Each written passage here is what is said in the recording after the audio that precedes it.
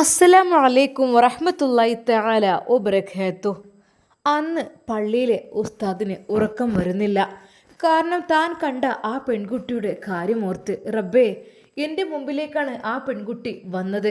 അത് എൻ്റെ മുമ്പിൽ തളർന്നു വീഴുകയും ചെയ്യുകയായിരുന്നു. എന്താണ് ഏതാണ് എന്നൊന്നും എനിക്കറിയുന്നില്ല. പക്ഷേ ആ കുട്ടി ഗർഭിണിയുമാണ്. ആ കുട്ടിക്ക് ഇസ്ലാം മതത്തിലേക്ക് വരുവാൻ നല്ല താല്പര്യമുണ്ട്. സത്യം പറഞ്ഞാൽ എന്തൊക്കെയാണ് അവൾ രക്ഷിക്കണം. അതെ, ഇസ്ലാമിലേക്ക് വരാൻ താല്പര്യമുണ്ടായിട്ട് നമ്മൾ അതിന് വഴിയൊരുക്കുകയാണ് വേണ്ടത്. അല്ലാതെ ഒരിക്കൽ പോലും കണ്ടില്ലെന്ന് നടിക്കുകയല്ല ചെയ്യേണ്ടത്. റബ്ബേ, പക്ഷേ ഞാനായിട്ട് അത് പറയുന്നതും മോശമാണല്ലോ. എനിക്കറിയുന്നില്ല എന്താണ് ചെയ്യേണ്ടതെന്ന്. റബ്ബേ, നീ എന്തെങ്കിലും ഒരു വഴി കാണിച്ചു കൊണ്ടല്ല. ഞാനായിട്ട് അവളുടെ വീട്ടിലേക്ക് പോയിട്ട് ചോദിച്ചു കഴിഞ്ഞാൽ ഒരു പക്ഷേ ആളുകൾ എന്തെങ്കിലും കണ്ടാലോ അല്ലെങ്കിൽ എന്തെങ്കിലും അറിഞ്ഞാൽ തെറ്റിദ്ധരിച്ച് അവൾക്കും എനിക്കും ഒരു ദോഷമായി തീരും. പഠിച്ചോനെ, അല്ല ആർക്കും ദോഷമാകാത്ത രീതിയിൽ ആ കുട്ടിയുടെ ആഗ്രഹം എന്താണെന്ന് വെച്ചാൽ അതിനനുസരിച്ച് നീ റഹ്മാനെ കൊടുക്ക്. റഹ്മാനെ, അതിനനുസരിച്ചുള്ള കാര്യങ്ങൾ ചെയ്യാനുള്ള ഒരു ഭാഗ്യം നീ നൽകു റഹ്മാനെ. ഉസ്താദ് ആ രാത്രി ദുആ ചെയ്തു.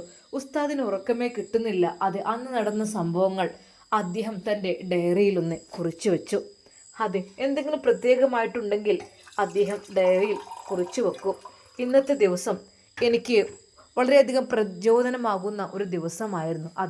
അതായത് പാവപ്പെട്ടൊരു പെൺകുട്ടി പള്ളിക്കരികിൽ വന്ന് ആ കുട്ടി കരയുന്നതും ഞാൻ കാര്യങ്ങൾ ചോദിക്കുന്നതും അവൾ ബോധരഹിതയായി വീഴുന്നതും ഹോസ്പിറ്റലിൽ പോകുന്നതും ഗർഭിണിയാണെന്ന് അറിഞ്ഞതും പിന്നീട് അവൾക്ക് ഇസ്ലാമിലേക്ക് പോരുവാൻ വേണ്ടിയിട്ട് താല്പര്യമുണ്ടെന്ന് അറിയിക്കുന്നതും. സത്യം പറഞ്ഞാൽ റഹ്മാനെ, എന്തിൻ്റെ ഒരു തുടക്കമെന്നും പോലെയാണല്ലോ ഇത്. അതെ, ഹിദായത്തിലേക്ക് ഒരാൾ കടന്നു വന്നാൽ നമ്മൾ അതിന് കാരണക്കാരനായാൽ അതെ, പടച്ച റബ്ബിൻ്റെ ഭാഗത്ത് നിന്ന് നമുക്കും കൂലി കിട്ടും, പ്രതിഫലം കിട്ടും എന്നുള്ള കാര്യം ഉറപ്പാണല്ലോ. റബ്ബേ, അതായിരുന്നു ഉസ്താദ് ചിന്തിച്ചത്. ഉസ്താദ് അന്ന് എത്രയായിട്ടും ഉസ്താദിന് ഉറക്കമേ വരുന്നില്ല. രാത്രി എഴുന്നേൽക്കുന്നു, വെള്ളം കുടിക്കുന്നു, വീണ്ടും കിടക്കുന്നു. അങ്ങനെ ഉസ്താദിൻ്റെ അവസ്ഥ ചുരുക്കി പറഞ്ഞാൽ വല്ലാത്തൊരു അവസ്ഥ തന്നെ. റബ്ബേ, എന്തെങ്കിലും ഒരു വഴി നീ കാണിച്ചു കൊണ്ടല്ല. അന്ന് അതാ ഏകദേശം ഒരു മണി ആയപ്പോഴൊക്കെ ഉസ്താദ് ഒന്ന് കണ്ണു ചിമ്മി. പക്ഷെ പെട്ടെന്ന് ഉണരുകയും ചെയ്തു.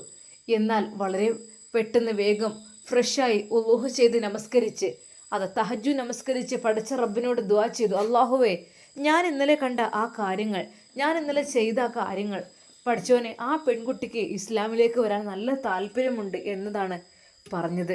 അപ്പോൾ എന്തെങ്കിലും ഒരു വഴി നീ കാട്ടിക്കൊടുക്കുക റഹ്മാനെ. എൻ്റെ കാൽക്കലിൽ നിന്നാണ് ആ കുട്ടി പോയത്. എന്തായാലും റബ്ബേ, നീ എല്ലാം കാണുന്നുണ്ടല്ലോ. ഹിദായത്ത് നീ കൊടുക്കാൻ വിചാരിച്ചാൽ റബ്ബേ കൊടുക്കുമെന്നുള്ള കാര്യം എനിക്ക് ഉറപ്പാണ്. റഹ്മാനെ, എനിക്കൊന്നിനുള്ള കഴിവില്ല. അതെ, പക്ഷെ നീ വിചാരിച്ചാൽ ആ കുട്ടിക്ക് ഹിദായത്ത് കിട്ടും റഹ്മാനെ. ഉസ്താദ് തഹജ്ജുദ് നമസ്കരിച്ച് ഒരുപാട് ദുആ ചെയ്തു പടച്ച റബ്ബിനോട്. അല്പസമയം കഴിഞ്ഞപ്പോൾ സുബ്ഹി ബാങ്കിനുള്ള സമയമായി. എന്നാൽ അന്ന് സുബ്ഹി ബാങ്ക് കൊടുത്ത് നമസ്കാരത്തിന് ഉസ്താദ് നേതൃത്വം നൽകി. നമസ്കാരം കഴിഞ്ഞ് പള്ളിയിൽ നിന്ന് ഇറങ്ങുവാൻ സമയം ഒരു യുവാവ് തൻ്റെ അരികിലേക്ക് വരുന്നു. ഉസ്താദേ, ശരിക്കും ഉസ്താദ് ഞെട്ടിപ്പോയി. നീ? ഞാൻ പുളിക്കൽ തറവാട്ടിലെ ജസീറാണ്. പള്ളിയിലിടക്കൊക്കെ ഞാൻ കണ്ടിട്ടുണ്ട്. ഈ സമയത്ത് വല്ലാതെ. അതെ ഉസ്താദേ, എനിക്ക് ഒരു കാര്യം പറയാനുണ്ട്. എന്താ മോനെ, എന്തു പറ്റി? ഉസ്താദ് സ്നേഹത്തോടെ അവനോട് ചോദിച്ചു. ഉസ്താദേ, എനിക്ക് അതായത് എൻ്റെ ഭാഗത്തു നിന്നൊരു തെറ്റ് പറ്റിപ്പോയിട്ടുണ്ട്. തെറ്റോ? എന്ത് തെറ്റ്? അതെ, ഒരു തെറ്റ് പറ്റിപ്പോയി. അതായത് ഞാനൊരു പെണ്ണുമായി പ്രണയത്തിലായി. അതായത് പെണ്ണെന്ന് വെച്ചാൽ എൻ്റെ വീട്ടിലെ ജോലിക്കാരിയുടെ മകൾ, അവളും ജോലിക്ക് വന്നിരുന്നു. അവളുമായി ഞാൻ പ്രണയത്തിലായി ഉസ്താദേ. ഞാനും അവളും തമ്മിൽ ഒരുപാട് ഇഷ്ടത്തിലായി. ഞങ്ങൾക്ക് പിരിയാൻ കഴിയാത്തത്ര ഇഷ്ടമായി ഉസ്താദേ. അതിനിടയിൽ എനിക്ക് അവളുമായി. ഉസ്താദ് ശരിക്കും ഞെട്ടി. അവളുമായി? അതെ, അവളുമായി ഞാൻ ശരീരം പങ്കിടേണ്ടി വന്നു ഉസ്താദേ. പക്ഷേ എൻ്റെ വീട്ടിൽ നിന്ന് അവൾ പുറത്താക്കി എൻ്റെ ഉമ്മ. എനിക്ക് വല്ലാത്ത കുറ്റബോധം. ഞാൻ എന്ത് ചെയ്യണം ഉസ്താദേ? അവളുടെ കാര്യത്തിൽ എന്തൊക്കെയോ പറഞ്ഞു കേൾക്കുന്നുണ്ട്, ഗർഭിണിയാണെന്നോ എന്നൊക്കെ. എൻ്റെ കൂട്ടുകാരറിഞ്ഞിട്ടാണ് ഞാൻ അറിഞ്ഞത്. അത് കാരണം അതവിടേക്ക് ഫ്ലാഷായിട്ടുണ്ടെന്ന് തോന്നുന്നു ഉസ്താദേ. ഞാൻ എന്താ ചെയ്യുക? ഒരു നിമിഷം ഉസ്താദ് ഞെട്ടി. തലേ ദിവസം ഞാൻ കണ്ട കുട്ടി അതാവില്ല, കാരണം അതൊരു ഹിന്ദു കുട്ടിയായിരുന്നു. ഇതിപ്പോൾ അല്ല അല്ല മോനെ, അവളുടെ പേര് മായ എന്നാണ്. ഒരു നിമിഷം ഉസ്താദ് ഞെട്ടിത്തിരിച്ചു. അതെ, പടച്ച റബ്ബിനോട് ഞാൻ ഹൃദയം പൊട്ടി ദുആ ചെയ്തതായിരുന്നു ആ കാര്യത്തിന്. ഇപ്പോഴിതാ പടച്ച റബ്ബി എൻ്റെ മുമ്പിലേക്ക് അവനെ ഇട്ട് തന്നിരിക്കുന്നു. അല്ലാ, അൽഹംദുലില്ലാ, നീ എത്ര കാരുണ്യവാനാണ് റഹ്മാനെ. ഞാൻ ആഗ്രഹിച്ചത് പടച്ച റബ്ബിൻ്റെ മുമ്പിലേക്ക് കൊണ്ടുവന്നിരിക്കുന്നു. ഉസ്താദിൻ്റെ ആ ഞെട്ടലിൽ അവൻ ചോദിച്ചു, എന്തു പറ്റി ഉസ്താദ്? അത് എന്താന്ന് വെച്ചാൽ, മോൻ ജസീർ, എനിക്ക് കുറച്ച് കാര്യങ്ങൾ നിന്നോട് സംസാരിക്കാനുണ്ട്. ഉസ്താദേ, എനിക്ക് അവളൊരിക്കൽ പോലും കാണുവാനുള്ള സമ്മതമില്ല. പിന്നെ അവളുടെ അവസ്ഥ ആലോചിച്ചാൽ എൻ്റെ കുഞ്ഞാണ് അവളുടെ വയറ്റിലുള്ളത്. എനിക്ക് ഒരു വഴിയില്ലായിട്ടാണ് ഞാൻ ഇന്ന് സുബഹിന് തന്നെ പള്ളിയിലേക്ക് വന്നത്. ഉസ്താദിനോട് കാര്യം പറഞ്ഞാൽ ഒരു പക്ഷേ. ശരിയാണ്, അതെ, നീ വന്നു നന്നായി. അതുകൊണ്ട് പടച്ച റബ്ബാണ് നിന്നെ അങ്ങോട്ട് എത്തിച്ചത്. ഉസ്താദേ, അവളെന്നോട് പറഞ്ഞിരുന്നു, ഞാൻ അവൾക്ക് തട്ടം വാങ്ങിക്കൊടുത്തിട്ട് പറഞ്ഞിരുന്നു നീ എൻ്റെ ആയിഷയാണെന്ന്. ഉസ്താദേ, എൻ്റെ ജീവിതത്തിലേക്ക് അവളൊരു ആയിഷയായി കടന്നു വരാൻ എന്നെ വല്ലാതെ ആഗ്രഹിക്കുന്നുണ്ട്. ഉസ്താദ് വിചാരിച്ചാൽ എങ്ങനെങ്കിലും എൻ്റെ വീട്ടുകാരോടെങ്കിലും പറഞ്ഞിട്ട് എനിക്ക് അവളെ മുസ്ലിമാക്കി എൻ്റെ കൂടെ പാർപ്പിച്ചൂടെ? എൻ്റെ കുഞ്ഞല്ലേ അവളുടെ വയറ്റിലുള്ളത്.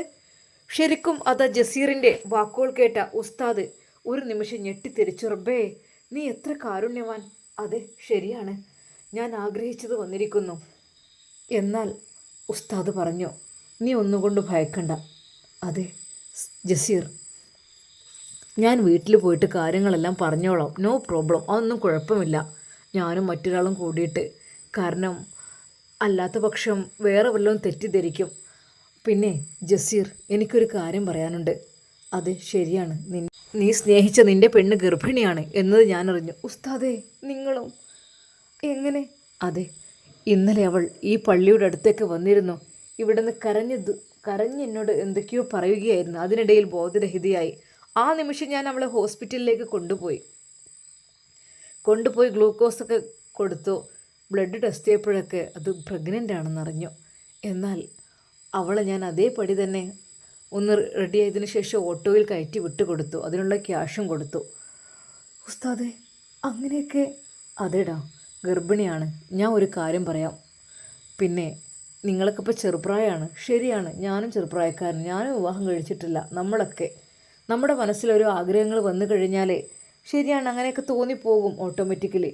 പക്ഷേ നീ പടച്ച റബ്ബിനോട് ആദ്യം ദുആ ചെയ്ത, നീ തൗബ ചെയ്ത് മടങ്ങണം. അതായത്, കാരണം അമുസ്ലിമായൊരു പെണ്ണാണ്. 1, വ്യഭിചാരം എന്ന് വെച്ചാൽ വൻ ദോഷമാണ്. അതും 2, പിന്നെന്ന് വെച്ചാൽ നിങ്ങൾ കണ്ടതും പറഞ്ഞതും പ്രവർത്തിച്ചതും അതൊക്കെ തെറ്റ് തന്നെയാണ്. നീ പടച്ച റബ്ബിനോട് ദുആ ചെയ്യാദ്യം, അള്ളാഹുവിനോട് പൊറുക്കലിനെ തേട്. എന്നിട്ട് നമുക്ക് ഇൻഷാ അല്ലാഹ് എന്തൊക്കെ തന്നെയായാലും അതിനുള്ള നടപടി എടുക്കാം. അതെ, അവളെ ഇസ്ലാം മതത്തിലേക്ക് അവൾക്ക് വരാൻ താല്പര്യമുണ്ടോ എന്ന് നമുക്ക് ആദ്യം പോയി ചോദിക്കണം. അതെ, ഞാൻ അവളുടെ വീട്ടിലേക്കൊന്ന് പോയിക്കോളാം വേറൊരു ഉസ്താദിനെയും കൂട്ടി. കാരണം എന്നിട്ട് ചെയ്യാം അല്ലേ? ഏതായാലും അവൾ ആഗ്രഹിച്ചതല്ലേ. ഉസ്താദെ, എങ്ങനെയെങ്കിലും അല്ലാതെ എനിക്ക് കഴിയില്ല ഉസ്താദെ. എൻ്റെ ജീവിതത്തിൽ ഞാൻ ആഗ്രഹിച്ച ഒരേ ഒരു പെണ്ണ് അവളായിരുന്നു. എന്ത് ചെയ്യാൻ? എൻ്റെ ഒരു ഇഷ്ടം കൊണ്ട് ഞാൻ അവളോട്. അതൊക്കെ ഉണ്ടാവൂടാ, സ്നേഹം തോന്നിക്കഴിഞ്ഞാൽ പിന്നെ കണ്ണും മൂക്കുന്നുണ്ടാവരല്ലോ. നമ്മൾ വിചാരിച്ച രീതിയിൽ നിന്ന് കൺട്രോൾ ചെയ്യാനും കഴിയില്ല. എന്തായാലും നീ പശ്ചാത്തപിച്ച് വന്നല്ലോ. എന്തായാലും നീ പടച്ച റബ്ബിനോട് ദുആ ചെയ്യുക, അല്ലാഹുവേ പുറത്ത് തരണം, എൻ്റെ കാര്യങ്ങൾ നീ പൂർത്തിയാക്കി തരണം, എനിക്ക് അവളെ നീ തരണം അല്ലാഹുവേ എന്ന് പറഞ്ഞ് നീ ദുആ ചെയ്തോ കേട്ടോ. ഇൻഷാ അല്ലാഹ് ഞാൻ അവരുടെ വീട് വരെ ഇവിടുത്തെ ഒരാളെയും കൂട്ടി പോയി നോക്കട്ടെ കാര്യങ്ങളൊക്കെ. കാരണം നീ ഇപ്പോൾ തൽക്കാലം അവിടെ നിൽക്ക്, അതായത് നിൻ്റെ വീട്ടുകാരൊന്നും അറിയേണ്ടത്. എന്നിട്ട് ഇൻഷാ അല്ലാഹ് നമുക്ക് അത് റെഡി ആയതിൻ്റെ ശേഷം ഞാൻ സംസാരിച്ചോളാം. ഓക്കെ ഉസ്താദ്, ഒരുപാട് നന്ദിയുണ്ട്. പഠിച്ചവങ്ങളെ കാത്തുരക്ഷിക്കും. ജസീർ, അതെ, ആർക്കെങ്കിലും ഉപകാരം ചെയ്യാനല്ലാതെ പിന്നെ എന്തിനാടാ നമ്മളൊക്കെ ഈ ദുനിയാവിലേക്ക് വന്നിട്ടുള്ളത്? പഠിച്ചവൻ ചോദിക്കൂലേ, നിങ്ങളെ മുമ്പിൽ തളർന്ന് ഇരുന്ന ആ പെൺകുട്ടിയെ നിങ്ങൾ രക്ഷിച്ചില്ലേ ചോദിക്കൂലേ? അത് സഹായം അഭ്യർത്ഥിച്ച് ഒരാൾ വന്നപ്പോൾ രക്ഷിച്ചില്ലെന്ന് ചോദിക്കൂലേ, അതാണ് പറഞ്ഞത്. ജസീർ അല്പം സന്തോഷത്തോടു കൂടി അതാ പള്ളിയിൽ നിന്നിറങ്ങുമ്പോൾ അതാ ഉസ്താദിൻ്റെ കൈകളിൽ എന്തോ കൊടുക്കുന്നു. എന്താ മോനെ ഇത്? ഉസ്താദെ, ഇത് സ്വീകരിക്കണം, എനിക്ക് വേറെ അതൊന്നും വേണ്ട. എന്തിന്? കൂലിയായിട്ടല്ല ഉസ്താദെ, നിങ്ങൾ ദുആ ചെയ്യാൻ വേണ്ടിയിട്ട് ഞാൻ നിങ്ങൾക്ക് ഹദിയ നൽകുകയാണ് മോനെ. തീർച്ചയായും ഞാൻ ഇന്നലെ രാത്രി ഹൃദയം പൊട്ടി ദുആ ചെയ്തിരുന്നു, റഹ്മാനെ ആ പെൺകുട്ടി എൻ്റെ കാൽക്കൽ വന്ന് കരഞ്ഞു പറഞ്ഞപ്പോൾ റഹ്മാനെ ഇതിൻ്റെ ഒരു ശരിക്കും എന്താണ് കുട്ടി ആഗ്രഹിക്കുന്നത് ആ രീതിയിലുള്ള ജീവിതം അവൾക്ക് നീ കൊടുക്ക്. ഇതിൻ്റെ ഉത്തരവാദി ആരാണെന്നും അല്ലെങ്കിൽ ശരിക്ക് തെളിവും കാര്യങ്ങളും നീ എനിക്ക് കൊണ്ട എന്ന് പറഞ്ഞപ്പോഴേക്കും നോക്ക്, സുബഹിൻ്റെ സമയമായപ്പോൾ നീ ഇവിടെ എത്തി. അൽഹംദുലില്ലാ, അതന്നല്ലേ ഉസ്താദ്, ഇത് സ്വീകരിക്കണം. എന്നാൽ അതാ അവൻ ആ ക്യാഷ് കൊടുത്തപ്പോൾ ഉസ്താദിന് ആദ്യം വാങ്ങാൻ മടി തോന്നിയെങ്കിലും പിന്നീട് ഉസ്താദെ സന്തോഷത്തോടു കൂടി തരുന്നതാണ്. ബിസ്മില്ലാഹിർ റഹ്മാനിർ റഹീം എന്ന് പറഞ്ഞപ്പോൾ ഉസ്താദ് അത് സ്വീകരിക്കുകയും ചെയ്തു. അത് ജസീറിൻ്റെ മനസ്സിൽ സന്തോഷവും സങ്കടവും ഉണ്ട്. അവൻ പള്ളിയിൽ നിന്നിറങ്ങി, അബ്ബേ എൻ്റെ ആയുഷ്യം എനിക്ക് വേണം കേട്ടോ, എനിക്ക് ഓളിൽ അത് കഴിയില്ലല്ലോ. എന്നാൽ വീട്ടിലേക്ക് ചെല്ലുമ്പോഴേക്കും ഉമ്മ നല്ല ചീത്തയാണ് അവനെ പറയുന്നത്. എന്നാൽ ഈ സമയം അതാ ഉസ്താദിന് തോന്നി, ഇല്ല ഇനി വൈകിപ്പിക്കുന്നത് ശരിയല്ല. ആ കുട്ടിക്ക് ഇസ്ലാം ദീൻ പുൽകാൻ ആഗ്രഹമുണ്ടെങ്കിൽ തീർച്ചയായും ഞാൻ എൻ്റെ ഒരു കൂട്ടുകാരനുമായി ഇത് സംസാരിച്ച് ഒന്ന് പോകുക തന്നെ വേണം. അങ്ങനെ അതാ തൻ്റെ പ്രിയപ്പെട്ട കൂട്ടുകാരൻ സലീമിനെ ഒന്ന് കാണുന്നു. സലീം എന്ന് വെച്ചാൽ ആ നാട്ടിലെ കുറച്ച് നല്ല കാര്യങ്ങളൊക്കെ ചെയ്യുന്നൊരു വ്യക്തി കൂടിയാണ്. സലീമിനെ കണ്ട് കാര്യങ്ങൾ ബോധ്യപ്പെടുത്തുന്നു. എടാ, ഇവിടെ പുളിക്കൽ തറവാടാന്ന് വെച്ചാൽ വലിയ തറവാടില്ല. ആടാ എന്തേ? വലിയ തറവാടാണ് ഉസ്താദേ. അതൊക്കെ എന്തേ? അവിടെ ജസീർ എന്ന പേരിൽ കോടീശ്വരൻ, ഭയങ്കര പൂത്ത പണം, അവരുടെ ബാപ്പാൻ്റെ അടുത്തൊക്കെ അതേ സ്വത്തുള്ള ആൾക്കാരാണ്. കുറച്ചൊരു ജാടുണ്ട് അവിടുത്തെ ആളുകൾക്ക്, കുറച്ചൊരു ഇതുണ്ട്. എന്നാലും പിന്നെ ഞാൻ കാര്യം പറയാം, ഇവിടെ മായ എന്ന പേരിലൊരു പെൺകുട്ടിനെ ഇന്നലെ ഞാൻ ഹോസ്പിറ്റലിൽ കൊണ്ടുപോകാനിടയിൽ ഇവിടെ വന്നു. ആ കുട്ടി ഇവിടെ വന്ന് ഏത് പത്മാവതീച്ചിൻ്റെ അതാണെന്ന് എനിക്കറിയില്ല, അതാണ് പേര്. ആ കുട്ടിയുടെ രൂപം എന്ന് വെച്ചാൽ നല്ല മുട്ടിന് താഴെ മുടിയുണ്ട്, പിന്നെ ഒരു അധികം വെയിറ്റൊന്നും ഇല്ലാത്തൊരു പാകത്തിന് ഇതൊക്കെ ഉള്ളൊരു പെൺകുട്ടിയാണ്. ആ മായ, ശരി, പാവം പെണ്ണാണ്, അച്ഛനൊന്നുമില്ല. പിന്നെ ഞാൻ ഒരു കാര്യം പറയാം സലീമേ, അതായത് എന്താണെന്ന് വെച്ചാൽ ആ കുട്ടി ഇവിടെ വന്നിട്ട് പിന്നെ ഹോസ്പിറ്റലിൽ കൊണ്ടുപോയി ഡിസ്ചാർജ് ചെയ്ത് പറഞ്ഞയച്ചു. പക്ഷേ ആ കുട്ടി ഗർഭിണിയാണ്. ശരിക്കും സലീം ഞെട്ടി. എന്താടാ? അതെ, ഗർഭിണി എന്ന് വെച്ചാൽ ഇത് സാധാരണ ഗർഭമല്ല. അതായത് ഞാനൊന്ന് ഏഷണിയും പരദൂഷണിൻ്റെ കാര്യത്തിന് വേണ്ടി പറയില്ല, നിന്നെ എനിക്ക് വിശ്വാസം ഉണ്ടായതുകൊണ്ട് പറയാണ്. നമുക്കിത് എന്തെങ്കിലും ശരിയാക്കാൻ പറ്റുമോ നോക്കാൻ. ആ കുട്ടി എൻ്റെ മുമ്പിൽ അത്ര കരഞ്ഞു പറഞ്ഞേക്കണ്. അതായത് ആ കുട്ടിയെ ഗർഭിണിയാക്കിയത് പുളിക്കൽ തറവാട്ടിലെ ജസീർ എന്ന യുവാവാണ്. അവൻ ഇന്ന് എൻ്റെ അടുത്തേക്ക് വന്നിരുന്നു. അവൻ എന്നോട് ഒരുപാട് കാര്യങ്ങൾ പറഞ്ഞു. എനിക്ക് അവളില്ലാതെ കഴിയില്ല. പക്ഷെ ആ പെണ്ണ് ഹിന്ദു അല്ലേ. എന്താ ഉസ്താദ് നിങ്ങളീ പറയുന്നത്? ഹിന്ദുവായ ഒരു പെൺകുട്ടിയും മുസ്ലിമായ അവനും എന്താ? അല്ല, അതല്ല പറഞ്ഞത്. ആ പെൺകുട്ടിക്ക് ഇസ്ലാമിലേക്ക് വരാൻ നല്ല താല്പര്യമുണ്ട്, മുസ്ലിം ആവണം എന്നാണ് ആ കുട്ടി എന്നോട് കരഞ്ഞ് പറഞ്ഞത്. ശരിക്കും സലീം ഞെട്ടി.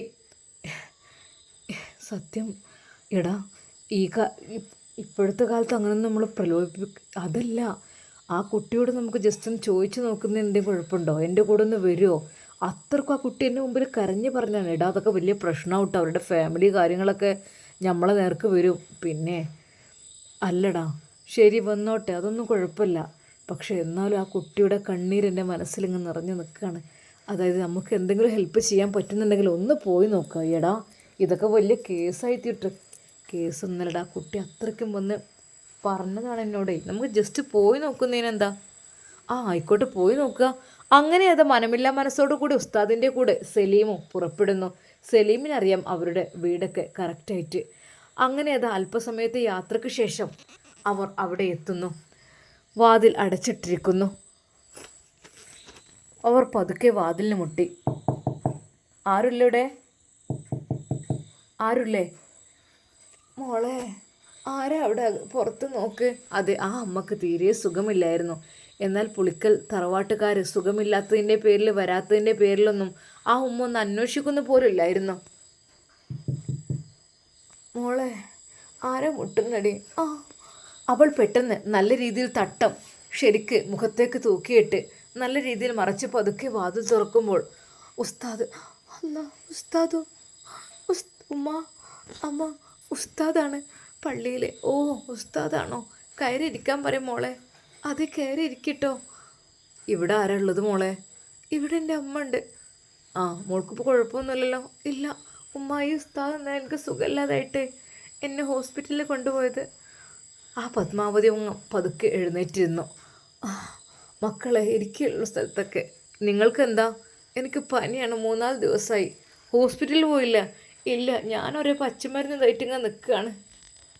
ഇപ്പോഴത്തെ പനിയിൽ ഇങ്ങനെ നിൽക്കാൻ പറ്റുമോ? വരി, നമുക്കൊരു ഹോസ്പിറ്റലിൽ പോകാം. മോനെ അതൊന്നും വേണ്ട, അതൊക്കെ മാറിക്കോളും മോനെ, അതൊന്നും പ്രശ്നമല്ല. അങ്ങനെ അവർ അത് പറയുമ്പോൾ ഉസ്താദിനും സലീമിനും അത് വല്ലാത്തൊരു വിഷമായി. എടാ, ഈ ഒരു അവസ്ഥയിൽ നമ്മളാരും അറിയില്ല ഇങ്ങനത്തെ പാവങ്ങളൊക്കെ. നിങ്ങൾ എന്തെങ്കിലും ഭക്ഷിക്കാൻ നിങ്ങൾക്ക് ഇവിടെ ഉണ്ടോ? എന്തെങ്കിലും സാധനങ്ങളുണ്ടോ? ഒന്നും ഇല്ലാത്തൊരവസ്ഥയല്ലേ? എടാ, നമുക്കൊന്ന് പോയിട്ട് വരാം. അങ്ങനെ തന്നെ അപ്പോൾ തന്നെ അവർ പുറത്തേക്ക് പോയി വീട്ടിലേക്കുള്ള അരിയും സാധനങ്ങളും എല്ലാം വാങ്ങിക്കൊണ്ട് തിരിച്ചു വരുന്നു. പാവം സ്ത്രീയും ആ കുട്ടിയും. ആ പെണ്ണ് ഗർഭിണിയാണ്. എന്തായാലും സ്ഥിതി. അങ്ങനെ അവർക്കുള്ള ഭക്ഷണത്തിലുള്ള സാധനങ്ങളെല്ലാം കൊണ്ടുവന്ന് കൊടുത്തു. അവർക്ക് ഒത്തിരി സന്തോഷമായി. മക്കളെ, ഏതായാലും ഞാൻ മറക്കൂല കേട്ടോ. ഉമ്മ, ഞാൻ നിങ്ങളോടൊരു കാര്യം ചോദിക്കാൻ വേണ്ടി വന്നതാണ്.